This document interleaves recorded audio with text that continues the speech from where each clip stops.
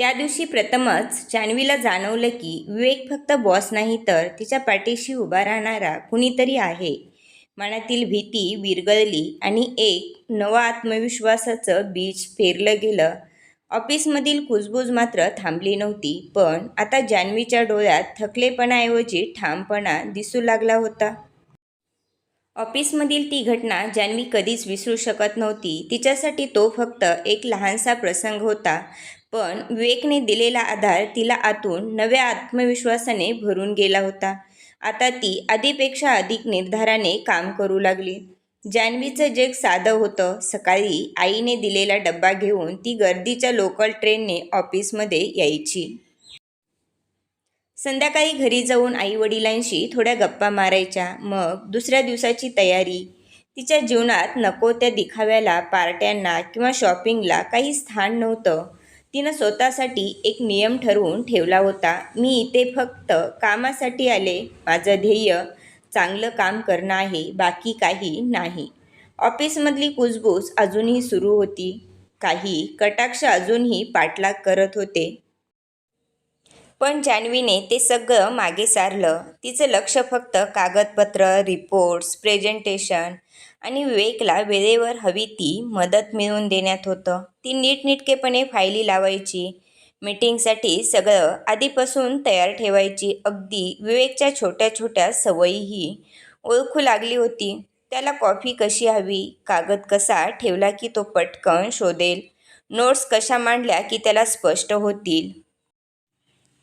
हळूहळू विवेकलाही तिची बारकाई लक्षात यायला लागली. तो कधी तिला नवीन आकडेवारी समजावून सांगायचा, कधी एखादा रिपोर्टिंगचं उदाहरण दाखवायचा, कधी तर अचानक विचारायचा, याबद्दल तुझं मत काय आहे जान्हवी?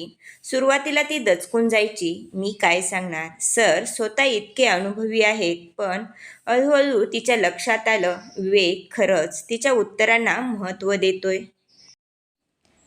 तो तिच्या प्रत्येक उत्तराकडे लक्षपूर्वक बघायचा आणि त्या क्षणी तिला जाणवायचं की ऑफिसमधल्या इतर कुणी तिला इतकं गांभीर्याने घेतलं नव्हतं.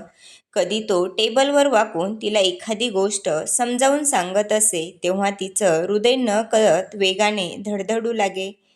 कधी तो कौतुकाने म्हणायचा, वेल डन जान्हवी, तेव्हा दिवसभराचा थकवा क्षणात नाहीसा व्हायचा.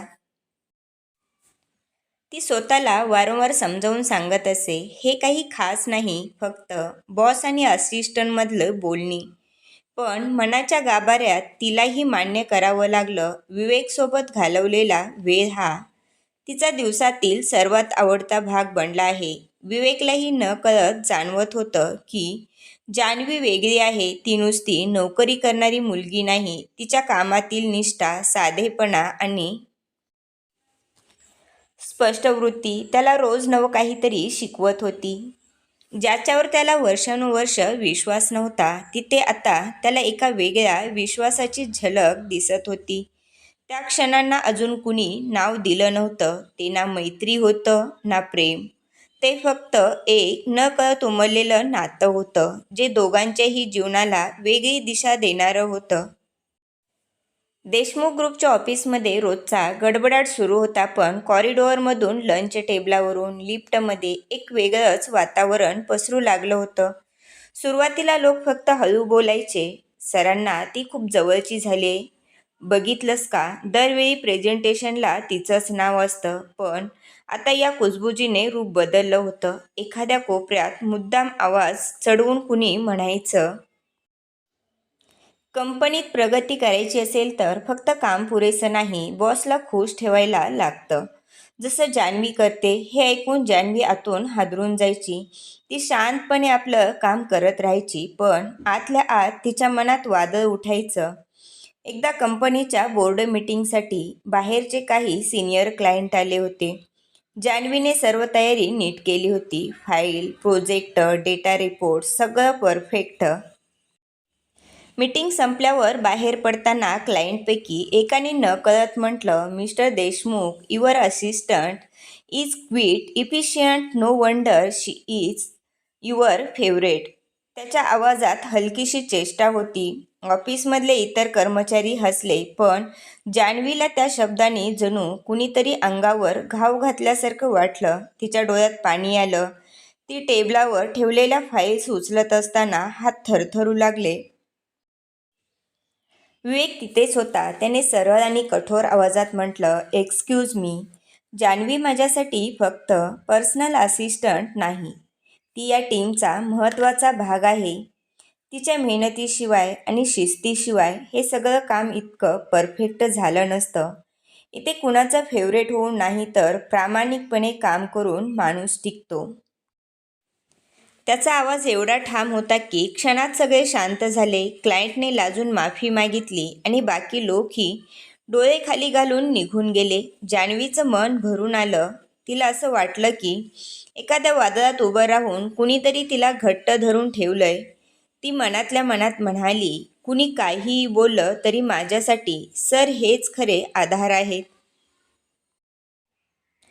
त्या दिवसानंतर ऑफिसमधल्या कुजबुजीचं स्वरूप बदललं. लोकांना समजलं की विवेक देशमुख कुणालाही अन्यायाने बोलू देणार नाही. पण त्याचवेळी विवेक आणि जान्हवी या दोघांच्या नकळत त्यांच्या नात्यात एक नवं वळण येऊ लागलं होतं, ज्यात परस्पर विश्वास आणि नकळत उमललेली ओढ अधिक स्पष्ट होऊ लागली.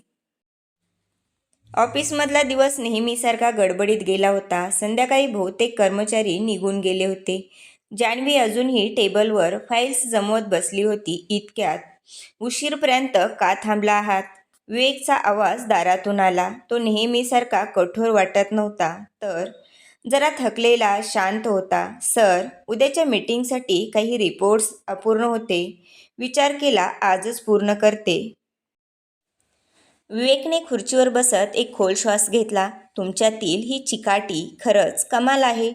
जान्हवी थोडं हसली, पण त्याच्या चेहऱ्यावरचं वेगळं भाव तिच्या नजरेतून सुटला नाही. क्षणभर शांतता पसरली. मग विवेक हळू आवाजात म्हणाला, "जान्हवी, लोक मला नेहमी कडक, शिस्तप्रिय म्हणून बघतात. होय, तसं आहेही. पण या सगळ्या मुखवट्याच्या मागे एक वेगळं जग आहे." जान्हवी गोंधळली. "कसलं जग सर?" तो काही क्षण टेबलावर बोटे ठोठावत राहिला. मग म्हणाला, "घर रिकामं असतं. आई वडील लहानपणी गेले. नातेवाईक आहेत पण कुणाकडून फारसं आपलेपण नाही. म्हणून मी कामात स्वतःला झोकून दिलं. कडक राहणं हा माझा बचाव होता." जान्हवी स्तब्ध झाली. तिने कधी कल्पनाही केली नव्हती की एवढा शिस्तप्रिय, कठोर वाटणारा माणूस आतून इतका एकटा असेल. ती हलक्या आवाजात म्हणाली, "सर, कडक राहणं गरजेचं असेल कदाचित, पण माणसाला माणूस म्हणून जवळ घेणंही तितकंच महत्त्वाचं असतं." विवेक तिच्याकडे एकटक पाहत राहिला. त्या क्षणी त्याच्या डोळ्यातील कठोरता विरघळली होती. जणू कोणीतरी त्याच्या मनाचे दरवाजे हळूच उघडले होते. त्या रात्रीनंतर दोघांचं समीकरण नकळत बदललं. विवेक आता अधूनमधून कामापुरतं नाही तर स्वतःबद्दलही थोडंफार बोलू लागला आणि जान्हवीसाठीही तो फक्त बॉस राहिला नाही, तर एखादा मन मोकळं करणारा साथीदार बनू लागला. त्या क्षणाला अजूनही नाव नव्हतं, पण ते नातं आता फक्त कामापुरतं उरलं नव्हतं. ते मनाच्या ओढीचं नातं बनायला सुरुवात झाली होती. देशमुख ग्रुपचं ऑफिस सकाळपासून गजबजलेलं होतं, पण दिवसभराच्या कामानंतर जेव्हा बहुतेक कर्मचारी निघून जात, तेव्हा ऑफिसमध्ये उरत असे फक्त दोन, विवेक आणि जान्हवी. जान्हवी फायली आवरत होती, तेव्हा विवेकने अचानक विचारलं, "जान्हवी, तुम्हाला कधी असं वाटतं का की आपण लोकांसमोर एक चेहरा ठेवतो, पण आतून आपण अगदी वेगळे असतो?" जान्हवी थोडं दचकली. "सर, बहुतेक सगळे असंच करतात. पण काही जणांचं आयुष्य इतकं गुंतागुंतीचं असतं की ते खरे रूप कधी दाखवू शकत नाहीत." विवेकच्या डोळ्यात एक वेगळीच चमक उमटली. "बरोबर. आणि मी त्या काही जणांपैकी एक आहे." तो थोडा वेळ शांत राहिला, जणू कुठेतरी फार मागे फिरत होता. "लहानपणी आईवडील गमावले. खूप जणांनी सांगितलं, तुझ्या वडिलांनी चुकीची भागीदारी केली त्यामुळे सर्व काही संपलं. मी तेव्हा लहान होतो, पण आजही त्या शब्दांनी छळतं. नंतर नातेवाईकांनी मला स्वीकारलं नाही, फक्त देशमुख ग्रुपचा वारस म्हणून ओळख दिली. माणूस म्हणून कुणालाच माझ्याशी घेणं देणं नव्हतं." त्याचा आवाज हळूहळू जड होत गेला. तेव्हापासून मी ठरवलं मी कुणावर अवलंबून राहणार नाही. लोकांना मी कठोर, कडक, शिस्तप्रिय वाटतो कारण मी त्यांना माझ्या मनात डोकावूच दिलं नाही. जान्हवी शांतपणे ऐकत राहिली. तिच्या मनात एकाच वेळी कुतूहल आणि करुणा दाटली. हा माणूस जो सगळ्यांच्या नजरेत परिपूर्ण बॉस होता, तो आतून इतका एकटा असेल याची कल्पनाही तिला आली नव्हती. सर, ती हलक्या आवाजात म्हणाली, भूतकाळ कितीही काळोखाचा असला तरी तो आपल्याला कैद करायला नको. कधीकधी कुणाशी मन मोकळं करणं हेच सर्वात मोठं धैर्य असतं. विवेकने तिच्याकडे पाहिलं. पहिल्यांदाच त्याच्या डोळ्यात कृतज्ञतेची झलक दिसली. तुमच्यासमोर बोलताना मला असं वाटतं की कुणीतरी मला खरंच समजून घेतंय. त्या रात्री दोघांनी फारसं बोललं नाही, पण विवेकच्या चेहऱ्यावरचे भाव आणि त्याच्या डोळ्यातील गूढ जान्हवीच्या मनाला भिडलं. जणू अजून काही न सांगितलेलं, दडलेलं सत्य तिथे आहे. जान्हवी घरी परतताना विचार करत होती, सरांचा भूतकाळ इतका वेदनादायी आहे, पण अजून काहीतरी आहे जे त्यांनी सांगितलं नाही. काय असेल ते रहस्य? त्या दिवसापासून जान्हवीचं वागणं बदललं. ती आता फक्त असिस्टंट नव्हती, तर कुठेतरी विवेकसाठी एक निःशब्द आधार बनली होती. तो बोलला नाही तरी ती त्याच्या डोळ्यातलं ओझं वाचू लागली. आणि विवेकसाठी हे पहिल्यांदाच घडत होतं. कुणीतरी त्याच्या कडक आवरणामागचा खराखुरा माणूस ओळखू लागलं होतं. तो भूतकाळ अजून गूढ सावल्याने झाकलेला होता, पण त्या सावल्यातून एक नातं उमलत होतं, ज्याला ना विवेक नाव देऊ शकत होता ना जान्हवी. देशमुख ग्रुपचं ऑफिस बाहेरून झगमगत होतं, पण आतमध्ये मात्र सतत एक नवं वादळ उठत होतं. यावेळेस वादळाचं केंद्रबिंदू जान्हवी नव्हती, तर स्वतः विवेक देशमुख होता. एका दिवशी कॅन्टीनमध्ये काही कर्मचारी कुजबुजत होते. ऐकलंस का? देशमुख सरांच्या वडिलांनी मोठं कर्ज केलं होतं, त्यामुळं कंपनी जवळजवळ बुडाली होती. हो ग, त्यांच्यामुळेच देशमुख कुटुंबाची बदनामी झाली. नंतर विवेक सरांनी कसं काही कंपनी उभी केली कोण जाणे, पण भूतकाळाला कुणी विसरत नाही हे बोलणं मुद्दाम मोठ्याने होत होतं, कारण जवळच बसलेली जान्हवी स्पष्ट ऐकत होती. जान्हवीचा चेहरा उतरला. तिला माहीत होतं विवेकने स्वतःच सांगितलं होतं की त्याचा भूतकाळ वेदनादायी आहे, पण ऑफिसमध्ये कोणी त्याबद्दल इतक्या हलक्या स्वरात बोलावं हे तिला असह्य झालं. तिने शांतपणे उठून त्या दोघांसमोर उभी राहून ठाम आवाजात म्हटलं, माफ करा, पण सरांच्या आयुष्याबद्दल अशा अफवा पसरवणं बरोबर नाही. ज्यांना खरी कहाणी माहीत नाही त्यांनी चुकीचे निष्कर्ष काढण्याचा अधिकार नाही. आज देशमुख ग्रुप उभा आहे कारण विवेक सरांनी दिवसरात्र मेहनत घेतली. त्यांना लाजवणं म्हणजे या कंपनीला लाजवणं. तिचा आवाज इतका ठाम होता की कॅन्टीनमध्ये शांतता पसरली. त्या दोन कर्मचाऱ्यांनी डोळे खाली घातले. दुसऱ्या दिवशी विवेकच्या कानावर ही गोष्ट आली. सामान्यतः तो अफवाकडे दुर्लक्ष करायचा, पण यावेळेस वेगळं होतं, कारण कुणीतरी त्याच्यासाठी उघडपणे उभं राहिलं होतं. त्याने जान्हवीला आपल्या केबिनमध्ये बोलावलं. काल कॅन्टीनमध्ये तुम्ही जे बोललात त्याबद्दल मला माहिती मिळाली. जान्हवी थोडी गोंधळली. सर, मला फक्त वाटलं की तुमचं काम आणि प्रामाणिकपणा हेच खरं बोलतं, बाकी लोकांच्या शब्दांना महत्त्व नाही. विवेक काही क्षण तिच्याकडे बघत राहिला.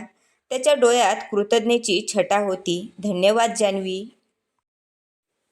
माझ्या आयुष्यात अनेक लोक आले, पण कुणीही असं कधी माझ्या पाठीशी उभं राहिलं नव्हतं.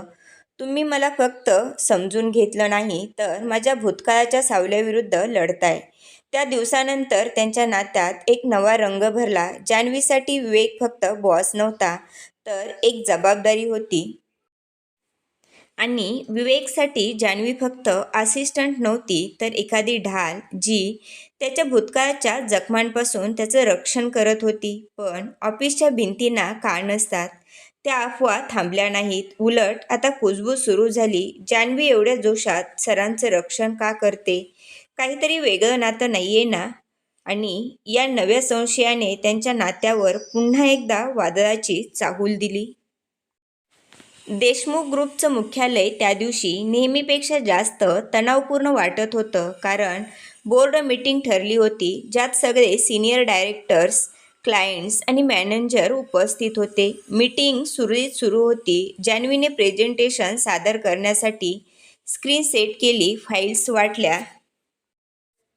सगळ्यांच्या नजरा विवेककडे आणि जान्हवीकडे वळल्या. जान्हवीच्या हातातल्या कागदांच्या फाईल्स थरथरायला लागल्या.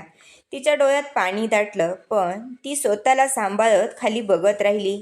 विवेक क्षणभर शांत बसला. मग त्याने टेबलावर हात ठेवून ठाम आवाजात उत्तर दिलं, हो, माझ्या प्रत्येक प्रेझेंटेशनमध्ये जान्हवीचा सहभाग असतो, कारण ती माझ्या टीममधील सर्वात मेहनती, अचूक आणि विश्वासू व्यक्ती आहे. ही निवड वैयक्तिक नाही, तर पूर्णपणे व्यावसायिक आहे, तो पुढे म्हणाला. देशमुख ग्रुपला आज जी प्रगती मिळाली त्यात तिचा मोठा वाटा आहे. ज्यांना शंका आहे त्यांनी तिच्या कामाची तुलना इतर कुणाशी करून पाहावी, आणि जर कोणी अजूनही हे फेवर समजत असेल तर मी स्पष्ट सांगतो, माझ्यासाठी प्रामाणिकपणा आणि कामगिरी हाच एकमेव निकष आहे.